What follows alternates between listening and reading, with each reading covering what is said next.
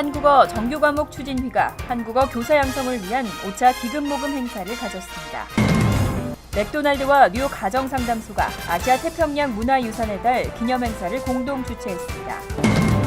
불법체류 청년 추방유예 승인을 받은 드리머 46명이 올 1월부터 매분위 프로그램을 통해 미군에 입대했습니다. 빌 드블라지오 뉴욕시장이 어제 783억 달러 규모의 잠정 예산안을 발표했습니다. 대학 전공별 소득 가운데 석유공학 전공자의 소득이 13만 6천 달러로 가장 높은 것으로 조사됐습니다. 이상은 이 시각 주요 뉴스입니다. 여러분 안녕하십니까? KBN 뉴스입니다. 미 중고등학교의 한국어 정규과목 채택을 위해 활동하고 있는 한국어 정규과목 추진위가 교사 양성을 위한 5차 기금모금 행사를 가졌습니다. 한국어 교육을 통해 미 주류 사회의 친한파를 양성하는 것이 한미 양국 관계에 이바지하는 길이라며 한인 사회에 후원을 부탁했습니다. 박민기 기자가 보도합니다. 한국어 정규과목 추진회가 교사 양성을 위한 5차 기금모금 행사를 가졌습니다. 어제 저녁 뉴저지 티넥 나비박물관 연회장에서 개최된 행사에는 한국어 정규과목 추진회의 교사 양성 기금모금을 위해 한인 시의원 및 추진회 관계자들 포함 100여 명의 한인들이 참석했습니다. 지난 2007년 출범한 한국어 정규과목 추진회는 미국 내 중고등학교가 한인 2세와 3세 및 타민족을 위해 한국어를 정규과목으로 채택해 한인 사회에 힘을 보탤 수 있도록 활발한 활동을 펼치고 있습니다. 뉴욕 한국교육원 박희동 원장은 미국 사회를 샐러드에 비유하며 여러 가지 재료가 섞여 맛을 내는 샐러드처럼 한인 2세, 3세들이 미국 사회의 조화를 이루기 위해선 한국어 사용 능력이 필수라고 강조했습니다.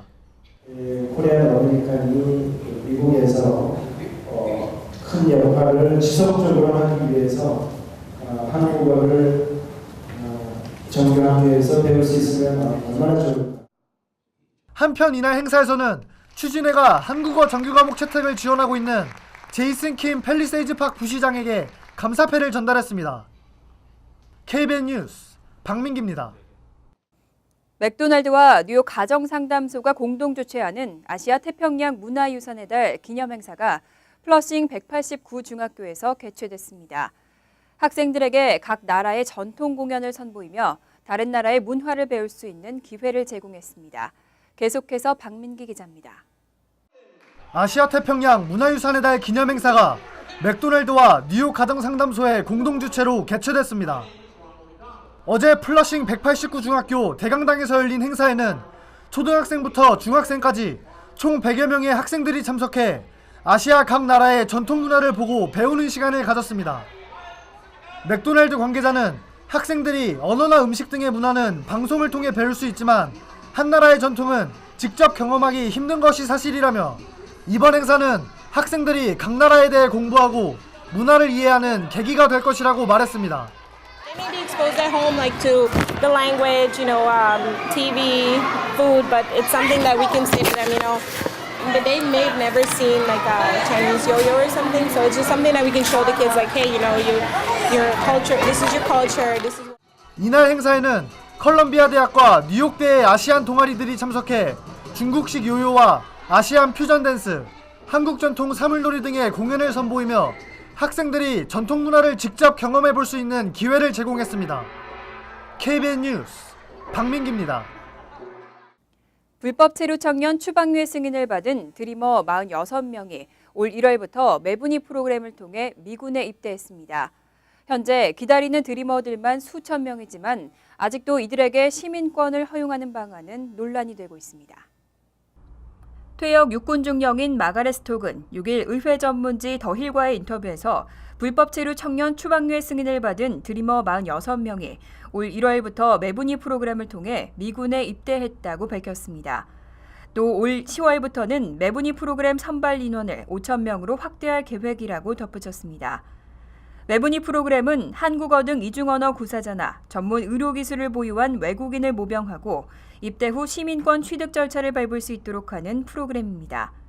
하지만 추방유예 승인을 받은 드리머는 불법 체류자이기 때문에 이들에게도 매분위 프로그램을 승인해야 하는지는 논란이 됐습니다. 지난해 국방부가 이를 허용했지만 승인된 경우는 드물고 매우 제한적으로 시행되고 있는 것으로 파악됐습니다. 이에 따라 연방하원은 다음 주 국방장관에게 추방위의 승인자 가운데 매분위 프로그램 승인을 받을 수 있는 자격 조건을 구체적으로 규정하라고 요청하겠다고 밝혔습니다. 빌 드블라지오 뉴욕시장이 어제 783억 달러 규모의 잠정 예산안을 발표했습니다. 이번 예산안은 특히 뉴욕시 교통과 환경, 교육 개선에 초점을 맞췄습니다. 빌 드블라지오 뉴욕시장이 7일 783억 달러 규모의 2016 회계연도 잠정 예산안을 발표했습니다. 이날 발표된 예산안은 드블라지오 시장이 역점을 두고 추진해온 보행자 교통사고 근절 프로젝트인 비전 제로의 일환으로 도로공사 및 재정비에 520만 달러를 할당했습니다. 또 도시 전체의 골칫거리인 쥐를 제거하기 위한 파일럿 프로그램에 290만 달러를 편성했습니다. 이 밖에도 3,300만 달러를 들여 서민주택의 재산세를 대납해주고 홈리스를 지원하는 데 1억 달러를 사용하는 내용도 담고 있습니다. 아울러 모든 어린이에게 무상 프리케이 수업을 제공하기 위한 예산도 편성됐습니다. 하지만 뉴욕시 의회가 주장했던 뉴욕시경 1,000명 증원에 대한 예산은 제외됐습니다. 뉴욕시장과 시의회는 내달 말쯤 논의를 거친 후 새 회기가 시작되는 7월 1일 전까지 최종 예산안을 마련할 계획입니다. 뉴욕주 패스트푸드 업계 종업원들의 최저임금이 인상될지 주목되고 있습니다. 앤드류 쿠오모 주지사가 주의회 동의 없이 이들의 최저임금 인상을 추진하겠다고 밝혔습니다. 앤드류 쿠오모 뉴욕 주지사는 어제 뉴욕타임스에 게재한 기고문에서 패스트푸드점 종업원을 대상으로 주의회 동의 없이 최저임금 인상을 추진하겠다고 밝혔습니다. 또 노동국장에게 요식업계 전반에 걸친 최저임금 인상안을 검토할 임금위원회를 구성하도록 지시했습니다. 주법에 따르면 주지사가 특정 업계의 적정 임금을 조사해 시정 권고를 내리는 것은 주의회 동의 없이도 가능한 사안입니다. 임금위원회가 구성되면 약 석 달 후 적정 임금 권고안이 마련될 것으로 전망되고 있습니다. 쿠오모 주지사는 기고문에서 패스트푸드점 맥도날드와 버거킹을 언급하며 이들 종업원에 대한 최저임금 인상 계획을 밝혔습니다. 최근 맥도날드 측은 직영 매장 종업원들의 최저임금을 시간당 9달러로 인상하겠다는 계획을 발표했지만 프랜차이즈로 운영되는 대부분의 매장이 제한됐다는 지적이 잇따랐습니다. 허리케인 샌디가 지나간 지 벌써 2년 반이라는 시간이 지났는데요. 아직도 피해자들에 대한 보상은 마무리되지 못했습니다. 연방재난관리청이 피해보다 적은 보험금을 받았던 주택 소유주들을 상대로 추가 보상 신청을 받고 있습니다. 연방재난관리청은 보험사에 샌디 피해 홍수 보험금을 신청했던 주택 소유주들에게 오는 18일부터 서한을 보내고 케이스 재검토를 원하는지 확인할 계획입니다. 재검토 대상은 최대 14만 4천 건에 이를 것으로 추산되고 있습니다. 피해 주택 소유주들은 서한을 받은 후 90일 이내에 보험금 지급 재검토를 원한다는 답변을 연방재난관리청에 전달해야 합니다. 신청은 웹사이트에서 온라인으로 제출하거나 전화로 할 수 있습니다. 주택 소유주가 재검토 의사를 밝히게 되면 연방재난관리청과 약 15분에 걸쳐 간단한 인터뷰를 하게 되고 그 이후 각 케이스를 담당할 직원이 할당됩니다. 다만 피해 보상 문제로 법원에 소송을 제기한 주택 소유주나 보험 계약상의 최대 보상금을 지급받은 사람은 재검토를 요청할 수 없습니다. 재검토 결과 실제 피해보다 적은 보험금을 받았던 가입자들은 주택 피해의 경우 최대 25만 달러까지, 재산 피해는 최대 10만 달러까지 추가 보상이 가능한 것으로 알려졌습니다. 대학 졸업 이후 가장 많은 소득을 올리려면 어떤 전공을 선택해야 할까요? 요즘은 공학계열 전공자의 소득이 눈에 띄게 높은 금액을 기록하고 있는데요. 특히 석유공학 전공자의 소득이 가장 높았습니다. 조지타운대 교육센터가 대학 전공별 소득을 분석한 보고서에 따르면 석유공학 전공자의 연소득 중간값은 13만 6천 달러를 기록했습니다. 조사 대상 전체 137개 전공 중 가장 높은 금액입니다. 이어 약학이 11만 3천 달러로 2위, 금속공학이 9만 8천 달러, 광산공학 9만 7천 달러, 화학공학 9만 6천 달러, 전기공학 9만 3천 달러 등 공학 계열이 뒤를 이었습니다. 반면 가장 적은 연봉을 받는 전공은 유아교육학으로 중간값이 3만 9천 달러에 그쳤습니다. 지역사회 조직학 4만 $1,000, 스튜디오 예술 4만 $2,000 등도 최하위권을 차지했습니다.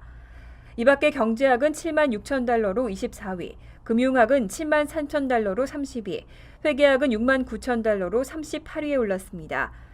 계열별로는 건축 및 공학 계열이 연소득 $8만 유일하게 넘었습니다. 이어 컴퓨터, 통계, 수학 계열이 $7만 넘었고 교육학 계열과 심리학 계열, 예술 계열 등은 $5만 미치지 못하면서 최하위 그룹을 차지했습니다. 최근 편입을 통해 4년제 대학에 입학하는 학생이 크게 늘고 있습니다. 4년제 대학의 입학생 6명 가운데 1명은 편입생이라고 하는데요. 대학들은 앞으로 이 편입생들이 더 늘어날 것으로 전망하고 있습니다. 대학 입학 상담가 협회는 최근 5년간 4년제 대학의 44%에서 편입을 희망하는 학생들의 지원이 증가했다고 밝혔습니다. 또 전체 대학의 37.6%는 편입생들의 입학이 증가세라고 보고했습니다. 특히 주립대의 경우는 편입에 성공한 학생들의 3분의 2가 커뮤니티 칼리지를 다녔던 것으로 나타났습니다. 또 12학년을 마치고 바로 대학에 입학한 학생과 편입생의 비율이 5대 1에 달하는 것으로 조사됐습니다. 4년제 대학 가운데 58%는 앞으로 편입생 선발에 대한 비중이 보다 높아질 것으로 전망하면서 대학의 80%가 편입 상담반을 위한 직원이 있다고 밝혔습니다. 하지만 대학 신입생들의 등록률은 줄어드는 추세를 보이고 있습니다. 2013-14학년도의 경우 합격 통보를 받은 학생들의 입학 등록 비율은 평균 35.9%를 기록해 2002-2003학년도의 48.7%보다 크게 줄었습니다. 즉 학비가 저렴한 커뮤니티 컬리지에 입학한 뒤 편입을 통해 4년제 대학에 가는 학생들이 늘고 있는 것으로 분석되고 있습니다. 이제는 뉴저지주에서도 자동차 보험증을 스마트폰으로 제시할 수 있습니다. 앞으로는 보험증이 없어서 티켓을 받는 일이 대폭 줄어들 것으로 기대되고 있습니다. 크리스 크리스티 주지사는 자동차 보험증을 스마트폰이나 태블릿 PC 등 전자기기로 제시하는 것을 허용하는 법안에 지난 7일 서명했습니다. 법안은 즉시 발효되도록 명시됐으며 앞으로는 종이 보험증이 없다는 이유로 티켓을 받아 법원까지 출두해야 하는 번거로움이 해소될 전망입니다. 스마트폰 사용자가 크게 늘면서 각 보험회사들은 스마트폰 전용 애플리케이션 등을 통해 보험증을 가입자에게 제공하고 있습니다. 한편 뉴욕주는 지난 2013년부터 스마트폰 보험증 제시가 허용됐습니다. 이번 주지사의 서명에 따라 이제는 뉴저지에서도 기존 종이보험증이나 스마트폰 보험증 가운데 하나만 있어도 보험증을 제시한 것으로 인정받을 수 있습니다. 잠시 후 KBN 뉴스가 계속됩니다.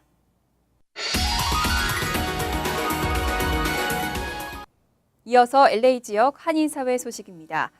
최근 장애인 주차제도 남용이 주요 문제로 지적되면서 LA시 교통국이 단속을 대폭 강화했습니다. 박시몬 기자가 알아봤습니다. 캘리포니아에서 매해 발급되는 장애인 카드는 전체 번호판의 11%를 차지하고 있습니다. 이는 10명당 1명꼴로 적지 않은 수치입니다. 장애인 카드는 임시로 사용할 수 있는 붉은색 카드와 계속해서 쓸 수 있는 푸른색 카드 등 두 가지로 나뉘어 있습니다. 붉은색의 경우 건강에 문제가 생겨 짧은 기간 동안 치료를 해야 할 때 발급되는 카드이며 푸른색의 경우 질병이 있는 환자에 한해 발급됩니다. 만약 본인의 카드가 아닌 경우 티켓을 받을 수도 있지만 심한 경우 체포될 수도 있습니다. Disabled placard misuse, the violation is $363. Any person that receives a citation from LADOT, they have a right to contest the citation through the Parking Violations Bureau. 교통국은 최근 들어 장애인이 아니거나 남의 카드를 갖고 주차를 하는 경우가 증가하고 있다며 신고를 당부했습니다. They can report that through LADOT. Our number is 323-224-6851. They can also contact the Department of Motor Vehicles, and they can also contact the Los Angeles Police Department for enforcement. 하지만 교통경찰 당국은 겉으로 보이는 외상이 아니어도 몸이 불편한 환자는 장애인 주차증을 발급받을 수 있기 때문에 확실한 경우에만 신고를 해주기를 덧붙였습니다. 이 밖에도 handicapfraud.org를 통해 신고할 수도 있습니다. MBC 뉴스 박시몬입니다. 요즘 보험사 등 대기업들의 해킹 피해가 잇따르면서 보험 산업이 연간 $60억 달러의 피해를 입은 것으로 나타났습니다. 정보가 유출된 개인의 피해액은 $10,000,000가 넘는 것으로 조사됐습니다. 김정균 기자가 보도합니다. 지난 2월 해킹 피해를 입은 앤썸 보험사. 가입자와 직원 등 모두 8천만 명의 개인정보가 유출됐습니다. 포네몬 인스티튜트가 오늘 발표한 데이터에 따르면 보험사들의 개인정보 유출 피해는 지난 5년 사이 2배 증가했습니다. 보험 산업에는 연간 60억 달러의 피해를 입혔고 91%의 보험사들이 지난 2년 동안 1회 이상의 고객정보 유출 피해를 당했습니다. 신청하지도 않았는데 크레딧 카드 신청해서 크레딧 카드 컴퍼니에다 전화해서 컴플레인 하시고 그리고 그거 다 지우는데 좀 고생하셨다라는 분이. 보험사에 제출된 개인정보는 소셜 시큐리티 번호뿐만 아니라 개인 진료 기록, 생년월일 등이 모두 포함되어 있습니다. 유출된 정보는 유럽과 중국, 이란 등에서 70달러 상당에 거래돼 주로 신용카드 발급에 사용됩니다. 정보 유출에 대한 피해액은 1인당 평균 13,500달러에 이르고 있습니다. 한편 전문가들은 한번 개인정보가 유출된 보험사는 빨리 떠나는 게 좋으며 이들이 제공하는 유출 방지 프로그램은 믿지 말라고 조언했습니다. MBC 뉴스 김정균입니다. 월드리포트입니다. 중국에서는 세계적인 화가들의 작품까지 베껴 그려서 해외에 판매하는 일이 빈번한데요. 영국의 한 미술관이 거장들의 작품 속에서 중국산 짝퉁 그림을 찾는 행사를 열었습니다. 그런데 놀라운 결과가 나왔습니다. 영국 런던의 더리치 미술관. 벽에 걸린 작품을 관람객들이 유심히 살펴봅니다. 이 미술관에서는 지난 2월부터 중국산 짝퉁 명화 찾기 행사를 진행했는데 정답을 찾기 위해 안간힘을 쓰고 있는 겁니다. People have come to Dulwich specifically to try and identify what they thought was the Chinese replica. We had iPads so that they could put in their vote. 루벤스와 렘브란트 등 거장들이 그린 270점의 명화 가운데 중국산 가짜 그림은 단 한 점. 관람객들은 물론 미술 전공 대학생과 미술 전문가들도 초대돼 의견을 밝혔습니다. 그런데 이번 주 초 미술관이 발표한 결과는 놀라웠습니다. 18세기 거장 프라고나르가 그린 소녀의 초상화가 중국산 위작이었는데 3천여 명 가운데 불과 10%인 300명만 정답을 맞춘 겁니다.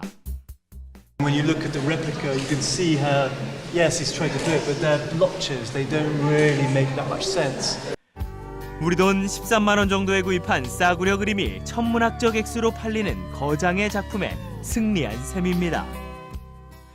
이렇게 관람객들의 눈을 감쪽같이 속이는 그림들은 중국 곳곳의 대규모 제작소에서 생산되고 있습니다. 중국 내 중산층이 늘면서 유명 작가의 작품에 대한 수요도 따라서 늘고 있기 때문입니다. 하지만 이렇게 만들어지는 중국산 짝퉁 그림은 또 다른 문제를 낳고 있습니다. 얼마 전 중국의 한 웹사이트에서 자신의 작품을 똑같이 베낀 그림이 판매되는 것을 발견한 미국 화가 호버트 씨. 우리 돈 50만 원 안팎에 팔리는 진품에 비해 가짜 그림의 가격은 불과 2만 5천 원이었습니다. No artist wants to find that someone has taken their stuff and is passing it off as their own. 사망한 지 50년 이상 된 화가의 그림만 베껴 팔 수 있도록 법으로 규정한 중국. 하지만 실제로는 저작권 보호가 제대로 이루어지지 않는 현실에서 예술가들이 자신의 권리를 찾기는 거의 불가능한 상황입니다. 간추린 소식입니다. 일본군 성폭력 피해자 사이버 역사박물관이 위안부 문제 해결을 위한 백악관의 탄원 엽서 보내기 운동을 전개합니다. 박물관은 아베 신조 일본 총리가 미국 방문 기간 동안 과거사 문제를 사죄하지 않았다고 지적하고 백악관과 정치권이 피해자 문제 해결에 나서줄 것을 촉구한다고 밝혔습니다. 또 팰리세이즈 파크 한인상공회와 거리 캠페인도 전개할 계획입니다. 대뉴욕지구 한인상록회가 회관 이전과 회장 인준 문제를 둘러싼 갈등으로 법적 공방을 벌일 것으로 우려되고 있습니다. 하장보 회장 측 집행부는 어제 정기총회를 열고 하 회장과 신임 이사의 인준과 새 회관 이전 인준 등을 만장일치로 통과시켰습니다. 하지만 전직 회장단 관계자는 자진 사퇴로 이미 자격이 없는 회장이 정기총회를 개최한 것을 인정할 수 없다며 법적 소송을 검토하겠다고 밝혔습니다. 뉴저지 팰리세이즈 파크 상공회의소가 주최하는 브로드애비뉴 거리 축제가 어제 개막했습니다. 축제는 내일까지 펠팍 타운홀 인근 브로드애비뉴에서 열리며 여러 업체들이 다양한 물품을 선보이고 있습니다. 특히 내일 오후 2시에는 PNC뱅크 앞에서 사고 팔기 코너가 개설돼 물물 교환 등도 가능한 것으로 알려졌습니다. 뉴저지 테너플라이 고등학교에서 폭탄 테러 위협 소동이 벌어졌습니다. 지난 6일 오후 1시 테너플라이 고등학교의 한 학생은 여자 화장실 벽에 폭탄이라고 쓰여진 것을 발견하고 경찰에 신고했습니다. 이후 현장에 출동한 버겐카운티 경찰국의 폭탄 제거 전담반은 학생들을 대피시킨 후 수색 작업을 펼쳤지만 폭탄은 발견되지 않았습니다. 경찰은 용의자 색출에 주력할 계획이라고 밝혔습니다. 환율과 증권 소식입니다.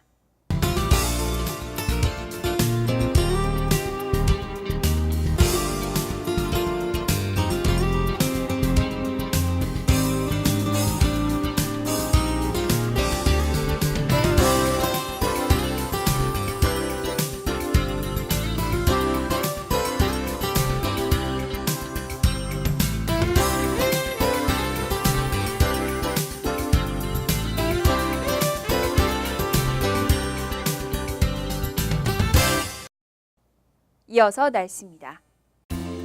토요일 오전에는 구름이 많겠지만 오후에는 화창하겠습니다. 낮 최고 기온은 76도, 섭씨 24도, 밤 최저 기온은 63도, 섭씨 17도로 예상됩니다. 일요일은 역시 오전에만 구름이 많겠고 화창한 날씨가 이어지겠습니다.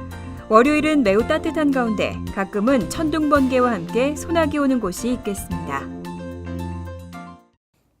이상으로 KBN 뉴스를 마칩니다. KBN과 함께 즐거운 저녁 되시기 바랍니다.